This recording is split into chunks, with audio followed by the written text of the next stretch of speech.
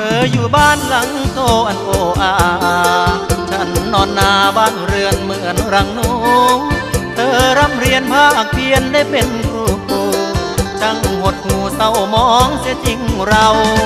เธอไปเรียนฉันไปหน้ามันน่าเศร้าทางเดินเรานับปัญห่างต่างศักดิ์ศรีอนาคตของน้องต้องผู้ดีส่วนตัวพี่มองมนทนทำนาเหลือใจลาเห็นน้องจบคู่มาน้ำตาอายไหลยาวคือเพียนเขาแต่กี้เฮาเล่นร่วมกัน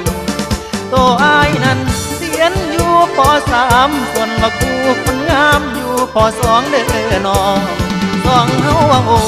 น้ำกันคักแน่บ่ลืมกันคักแท้คำมันลั่นคว้าพี่น้ำท่วมน้องยังขี่หลังช้างบัดได้บ่ายปริญญาสร้าง